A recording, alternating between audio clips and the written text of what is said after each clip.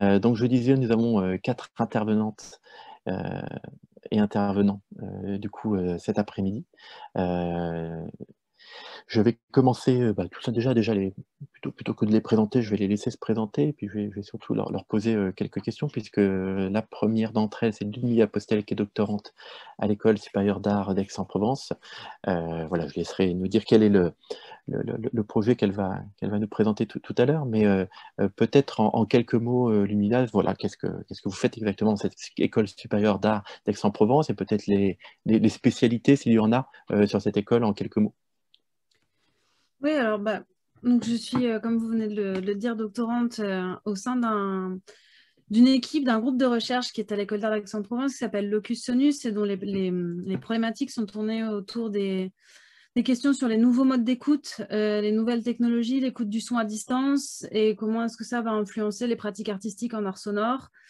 Donc, du coup, moi, j'ai rejoint ce groupe pour cette spécialité, cette spécialité qui est à l'École d'art d'Aix-en-Provence. Il y a aussi d'autres ateliers dans cette école qui sont assez spécifiques. Un atelier, par exemple, qui s'appelle Mécatronique, qui va travailler autour de la construction d'électronique et de robots, etc. Donc, il y a aussi tout un grand pan de cette école qui est consacré à des études sur le jeu et les pratiques artistiques du jeu vidéo à la règle du jeu, au jeu de cartes. Voilà, ça brasse un peu tous les questionnements qu'il peut y avoir autour du jeu. Et donc, moi, c'est ces questions de son et de jeu qui m'ont intéressée là-bas et qui ont fait que j'ai rejoint cette école, puisque je travaille sur la manière dont les univers virtuels et les jeux vidéo peuvent influencer les pratiques d'art sonore et d'art d'improvisation participative. Et donc, c'est un partenariat avec l'École supérieure d'art d'Aix-en-Provence et le laboratoire UMR Prisme du CNRS de Marseille, qui donc m'accueille pour écrire cette thèse, qui est une thèse aussi quand même en recherche-création, c'est-à-dire qu'il y a un volet théorique et un volet pratique, et les deux sont comme des vases communicants qui se nourrissent l'un l'autre pour construire la recherche. Voilà. Merci Ludmilla pour Merci. cette présentation et pour le mot. Voilà, il n'y a pas fait beaucoup de temps pour entendre parler de participation, interaction. Je reviendrai sûrement moi un jour vers vous Ludmilla ou vers Peter aussi parce qu'il y a plein de mots que vous avez dit qui sont en écho direct aussi à ce qu'on peut faire au Dôme. Donc à chaque fois que je vois ça, je me dis il faudrait que je prenne le temps. Un de ces quatre, on ne va pas le faire là puisque c'est pas le but de l'après-midi. Deuxième intervenant de cet après-midi, enfin donc qu'on va présenter, Guillaume Pellerin de l'IRCAM. Alors, on discutait un petit peu là en amont. J'aimerais bien, moi, Guillaume, que vous précisiez quel est votre rôle un peu ressource, mais ce n'est pas forcément qu'on pourrait le définir, au sein de l'IRCAM vis-à-vis des différentes structures et de ce que vous y faites.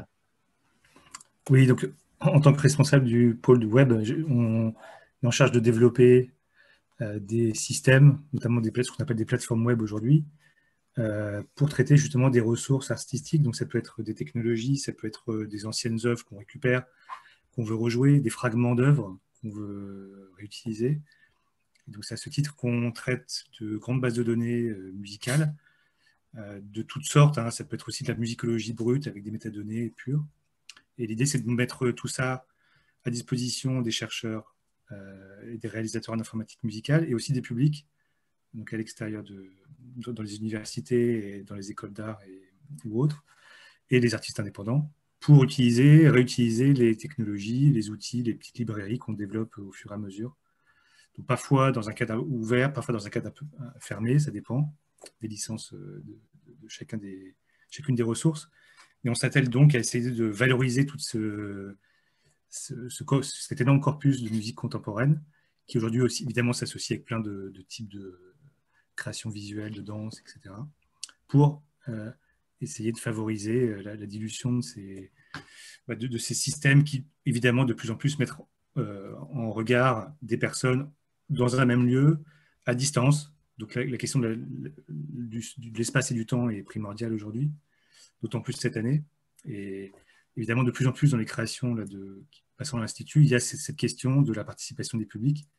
Et c'est à ce titre que je vous donnerai quelques exemples intéressants tout à l'heure. Merci Guillaume. Alors juste une petite alerte Guillaume, c'est que vous êtes passionné par ce que vous dites et quand vous bougez, ça fait beaucoup bouger votre écran et donc ça fait vibrer votre image. Merci. Alors il y a un petit effet voilà, stromboscopique, mais après je sais que sur la présentation ce ne sera pas pareil, mais attention peut-être sur ce mouvement-là. Merci. Ouais. Merci.